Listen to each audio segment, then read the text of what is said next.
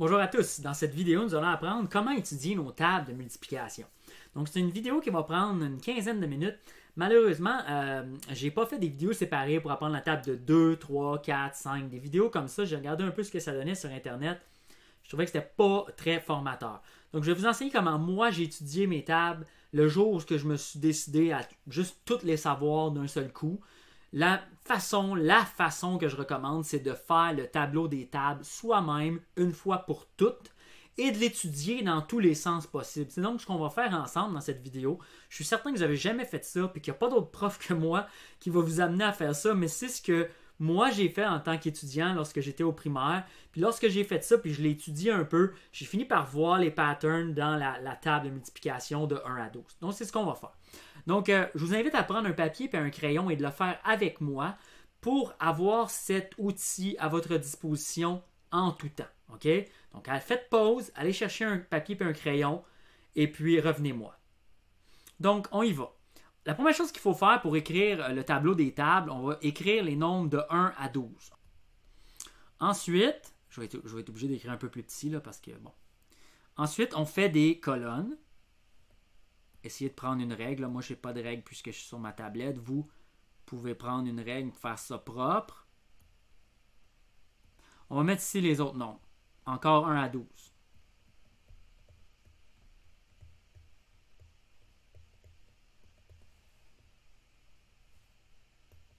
Assurez-vous que ça rentre sur une page. Là.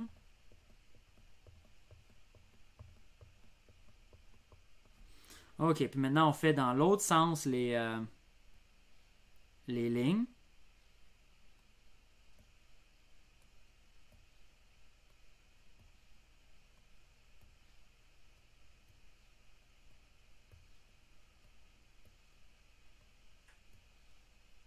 Donc, n'hésitez pas, là, si vous trouvez que je vais trop vite, faites pause, faites votre tableau comme il faut.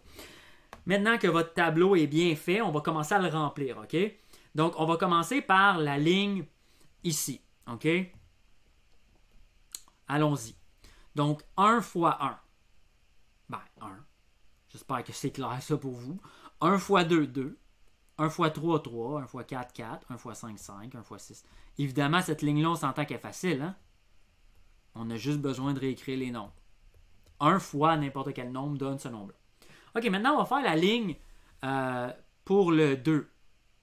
Je vais le mettre en vert, celle-là. Quand elles sont faciles, je vais les mettre en vert, OK? On va faire la ligne pour le 2. 2 fois 1, 2, 4, 6.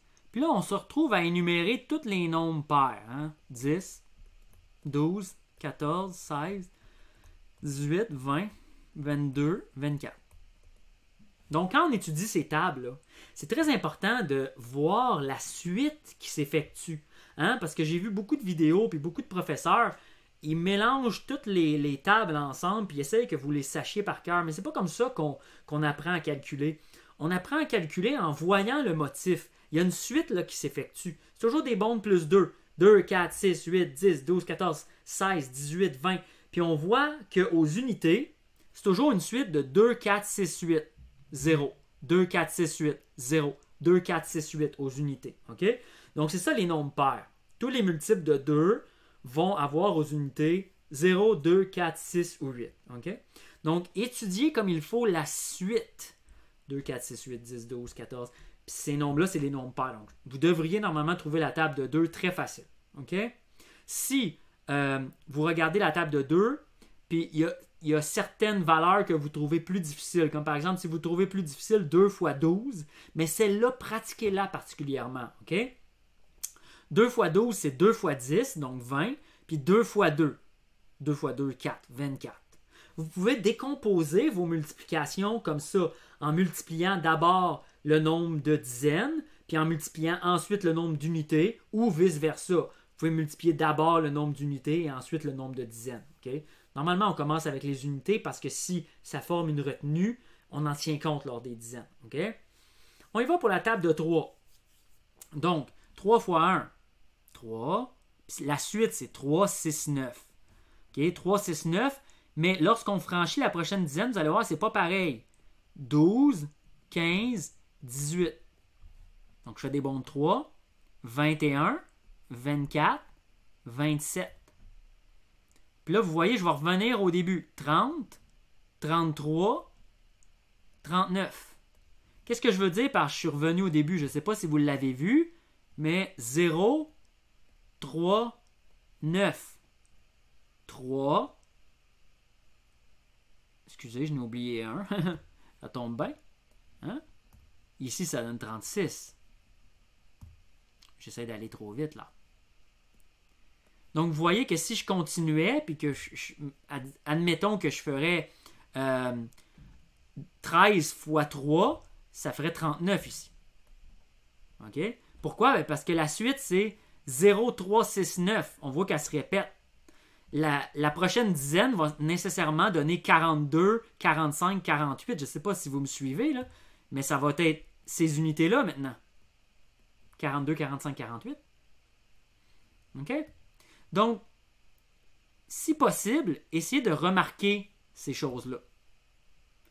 Toutes ces choses-là vous aident à retenir les tables, mais pas juste à les retenir d'une façon par cœur, mais vraiment de comprendre la dynamique, ok? Comprendre les nombres, comment les nombres, lorsqu'on les additionne, se transforment, ok? Il y a des motifs, en anglais on dit des patterns, donc il y a des motifs à remarquer, ok? Donc, remarquez quand le motif revient est une force qui va vous aider à vous souvenir de vos tables et à les comprendre, ok? Ensuite, la table de 4. Mais ça, c'est une table très facile. Donc, 4, 8, 12, 16, 20. Puis, vous voyez, là, on va recommencer le même motif. Regardez, 24, 28, 32, 36, 40. Donc, j'ai repris le même motif. Ici, j'avais 4, 8, puis suivi d'un 12, puis d'un 16. Évidemment, si j'avais fait 4 fois 0, j'aurais un 0 au départ. Là. Puis si on regarde ici, j'ai 4, 8, il y a un 12 là-dedans. Là. Ça, c'est 20 plus 12. Puis ça, c'est 20 plus 16. Puis ensuite, on arrive à 20 plus 20, qui fait 40. Puis après ça, 44, 48. Donc, vous voyez que le même motif, 4, 8, 12, 16, il revient tout le temps. Ça revient tout le temps, ce motif-là. 4, 8, 12, 16, puis là, on a formé un groupe de 20. Puis après ça, 4, 8, 12, 16, on a formé un nouveau groupe de 20. 4, 8, 12, 16, on a formé un nouveau groupe de 20. Donc, vous voyez comment il y a une logique là-dedans. C'est comme ça qu'on étudie des tables. On ne fait pas juste dire, mais qu'est-ce que ça fait 5 fois 8? Qu'est-ce que ça fait 6 fois 3? En mélangeant tout, là, avant d'avoir vu ces motifs-là, si vous commencez à mélanger toutes les tables avant même de remarquer les motifs, vous vous tirez dans le pied. Là, okay? Donc, vous nuisez à votre apprentissage. Il faut remarquer les suites et utiliser les suites. Okay? Les motifs qui reviennent. On continue. Donc, le motif de la table de 5 est vraiment facile. 5, 10, 15, 20, 25, 30, 35, 40, 45, 50, 55, 60. Le truc pour la table de 5, c'est que c'est toujours soit un 0 ou un 5 aux unités. Okay? Puis pour savoir la dizaine, on a juste besoin de diviser, ce qui multiplie le 5 par 2, puis oublier le reste. Par exemple, si je fais 5 fois 6, ben, si je divise le 6 par 2, ça fait 3, fait qu'il va y avoir 3 dizaines. Ça fait 30. Okay? Si je fais 5 fois 7, je divise 7 par 2, ça fait 3,5. Si vous ne le savez pas, c'est pas grave. Dites-vous, ça fait 3 entiers.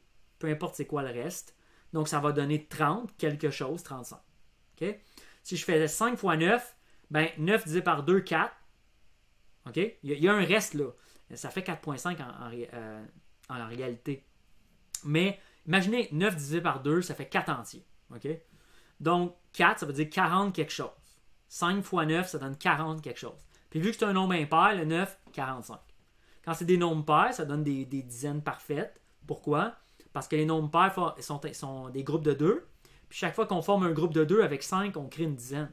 5 fois 2, ça fait 10. 5 fois 4, ça fait 20, etc. Donc, la table de 5, je considère qu'elle est très facile. Okay? Très facile, je la mets en vert. Là, comme celle-là, vous devriez toujours avoir 100% puis pas avoir besoin de mettre beaucoup de temps pour la connaître. La table de 6, c'est un petit peu plus difficile. 6, 12, 18, 24. OK. Jusqu'à maintenant, on voit qu'il y a une grande similitude entre la table de 6 et la table de 4. Hein? Dans la table de 4, j'avais 12, j'avais 24. Puis après ça, 30 ici. Ah, ça, c'est pas dans la table de 4. 36, 42, 48, 54, 60, 66, 72. OK? Donc, la table de 6, c'est une table qui est un peu plus difficile. Pourquoi? Parce que le motif ne ressort pas d'une façon super évidente. Il y en a un motif lorsqu'on fabrique un groupe de 30, là, ici, là, de 30 que là, on voit qu'on avait 6, 12, 18, 24, 30. Regardez ici, 6, 30 plus 12, 30 plus 18, 30 plus 24, 30 plus 30. Donc, il y a un certain motif à chaque fois qu'on fabrique un groupe de 30, mais ce n'est pas nécessairement facile à voir. Donc, la table de 6, c'est une table qu'il faut normalement étudier un peu plus, OK? Avant d'être très à l'aise avec cette table-là. Donc, laissez-moi un instant, je vais juste refaire mes choses comme il faut.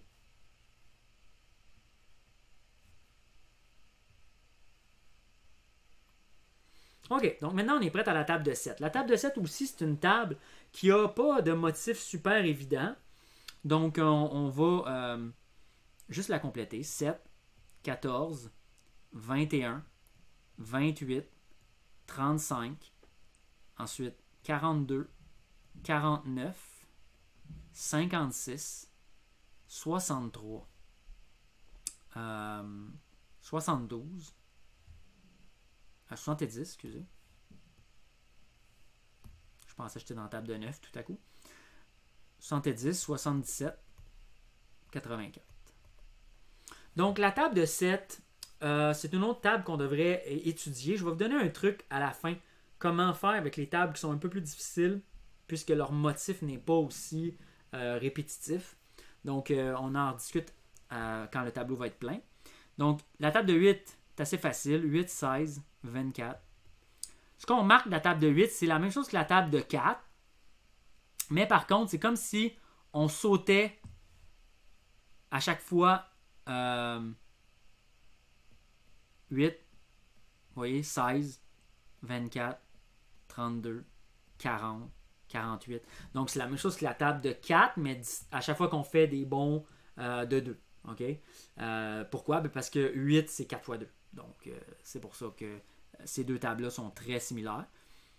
Donc, 40, 48, 56, 64, comme le Nintendo 64.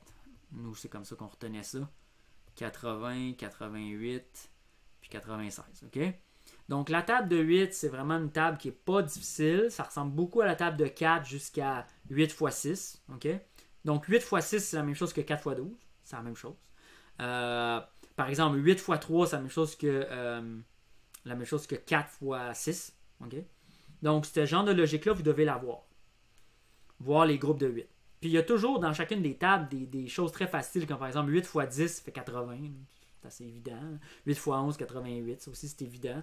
8 x 9, la table de 9 est super facile. Là. On va la faire, je vais vous donner un truc. Là. La table de 9, c'est super facile. Si tu fais 8 x 9, la dizaine, ça va être 1 de moins que 8, fait que ça va être 7, puis ça fait 72. Okay? Donc, allons-y pour la table de 9. 9, 18, 27. Là, il faut tout de suite remarquer le motif, la table de 9. La première chose qu'on remarque, c'est que tant que le chiffre est en bas de 100, lorsqu'on additionne chacun des chiffres du nombre, là, du résultat, on trouve 9. Donc, au départ, on avait 9. Ensuite, on a 18. 1 plus 8, ça fait 9. Ensuite, on a 27. 2 plus 7, ça fait 9. Après, on va avoir 36. Après, on va avoir 45. 3 plus 6, ça fait 9. 4 plus 5, ça fait 9. 54. 5 plus 4, ça fait 9. Puis, qu'est-ce qu'on remarque? C'est qu'à chaque fois, on monte d'une dizaine puis on perd une unité. C'est normal. 9, c'est 10 moins 1. Donc, à chaque fois qu'on fait plus 9, on fait plus 10 moins 1. Okay? Donc, ici, on va 63, 72, 81, 90, 99, 108. Donc, la table de 9, super facile. On fait toujours plus 10 moins 1. on voit que la dizaine monte de 1, puis l'unité descend de 1. Puis c'est vrai ça jusqu'à 90. Donc c'est vrai jusqu'à 9 fois 10. Après, ben, c'est super facile. 9 fois 10, 90. 9 fois 11, 99. Puis si on te demande 9 fois 12, ben, tu as juste à faire 9 fois 11 plus 9. Fait que tu penses 99 plus 9. 108. OK? Maintenant, la table de 10, c'est une autre table qui est verte, là, dans le sens super facile. On fait juste rajouter un 0, dans le fond. Si on fait 5 fois 10, ben 5, rajoute un 0, ça fait 50. OK? Donc, celle-là, on ne passera pas de temps dessus. On va la mettre en vert. Table de 10, c'est méga facile. La table de 8 est pas mal facile. On va mettre ceux qui sont assez faciles en jaune. OK? La table de 9 est facile. Et la table de 11. Bon, elle est un peu plus difficile. Ah ben, non, en fait, elle est vraiment facile. 11, 22, 33, 44, 55, 66, 77, 88, 99, 100. Après ça, on est rendu où là? 110, 121, 132. OK, donc, dans la table de 11, on va se prendre un surligneur d'une nouvelle couleur, OK? On va le mettre en rose. Tiens. OK. Les trucs dans une table qui sont un petit peu plus difficiles, là, qu'il faut étudier, je vais les mettre en rose. Ces deux-là, c'est les seules affaires qui sont un petit peu difficiles dans la table de 11, OK? Puis la table de 12 est un petit peu difficile, mais comme vous voyez, il n'y en a pas beaucoup des tables à étudier. Donc la table de 12, c'est une de celles qu'on étudie. OK? 36, 48, 60, 72, 84, 96, 108, après ça 120, 132, 144. Ce qu'on remarque dans la table de 12, c'est que tous les nombres de la table de 12, ben, on les avait déjà vus lorsque on remplissait la dernière colonne ici, puisque c'était 12 dans cette colonne-là. Donc, c'est des nombres qu'on a déjà vus dans les tables précédentes. Donc, en théorie, même si on ne connaît pas la table de 12, si toutes les autres tables, on les connaît par cœur, on a appris la table de 12. Parce que dans la table de 9, on fait 9 fois 12, puis on dit, OK, 9 fois 12, ça fait 108. Donc, on le sait, 9 fois 12, ça fait 108 à cause de ça. Je vous recommande même d'aller à la table de 13, si possible, mais les tables de 1 à 12, c'est essentiel que ce soit super solide. OK? Donc, table de 11, vraiment facile. Il y a juste 3 tables, dans le fond. Hein? Les tables en vert, on s'entend qu'elles sont faciles. 1, 2, 5, 10. Il n'y a rien de spécial là. Les tables en jaune sont assez faciles. Je vous ai fait remarquer des motifs dans la table de 3, des motifs dans la table de 4, des motifs dans la table de 8, un lien entre la table de 8 et la table de 4, des motifs dans la table de 9, puis évidemment le motif de la table de 11 est très facile. Hein? 11, 22, 33, etc. Donc il nous reste vraiment juste 3 tables à étudier. La table de 6, la table de 7, puis la table de 12. Les autres tables, c'est des motifs. OK? Moi, ce que je vous recommande comme méthode, c'est d'abord d'apprendre la diagonale. OK? Donc, la diagonale, ici, là, 1, 4, 9, 16, 25, ça c'était 30. 30, 49, 64, 81, 100, 121, 144. Ça, cette diagonale-là, c'est un point d'ancrage pour vous. OK? Vous devez connaître cette diagonale-là par cœur. C'est tous les nombres carrés. 5 x 5, 25. 6 x 6, 36. 7 x 7, 49. 8 x 8, 64. 10 x 10, 100. 12 x 12, 144. Je veux que vous les sachiez tous. Donc, il faut toutes les savoir par cœur, ceux-là. Maintenant, advenant que dans une table, vous êtes perdu. Vous ne savez pas du tout le résultat. Par exemple, si je faisais 11 x 12, mettons, je ne le sais pas. 11 x 12, qu'est-ce que ça fait? Mais je sais que 11 x 11, parce que je l'ai appris par cœur, ça fait 121. Si je veux faire 11 x 12, puis je sais que 11 x 11, ça fait 121, ben j'ai juste besoin de faire plus 11. Hein? C'est tout. Donc, 121 plus 11, 132. C'est un calcul que c'est quand même assez facile à faire. J'ajoute une dizaine, donc 131. J'ajoute une unité, 132. OK? Donc, en connaissant la diagonale, ça vous permet d'avoir un point d'ancrage. Par exemple, si je fais 9 x 7, OK, mettons que je ne le sais pas, OK, que ça fait 63. ben, j'ai juste à me dire 9 fois 9. Ça, je le sais, ça fait 81. Puis là, je descends 2 fois de 9. Donc, 81 moins 9, 72. Moins 9, 63. Donc, c'est une façon de ne pas être obligé de commencer au début puis de dire 9 fois 1, 9 fois 2, 9 fois 3. En ayant la diagonale, ça vous donne un point d'ancrage. C'est ça que je veux dire par point d'ancrage. Puis en même temps, ça vous apprend tous les nombres carrés. Donc, je vous recommande d'étudier ce tableau, d'étudier les motifs, comme je vous les ai expliqués, de vous concentrer principalement sur les tables de 6, de 7 et de 12 pour ce qui est de l'aspect par cœur. Et je vous dirais là, que si vous placez 1 heure par semaine d'études, OK?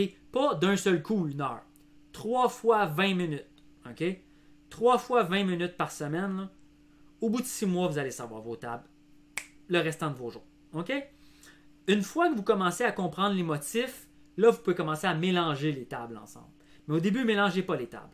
Assurez-vous de travailler une table à la fois, OK? Donc, par exemple, vous travaillez la table de 4, vous demandez à un ami qu'est-ce que ça fait 4 fois 6. Qu'est-ce que ça fait 4 fois 12? Qu'est-ce que ça fait 4 fois 7? OK, dis-moi qu'est-ce que ça fait 4 fois 3, etc. Puis une fois que vous êtes super à l'aise avec la table de 4, passez à la table de 5, ensuite la table de 6, 7, 8, 9, jusqu'à 12.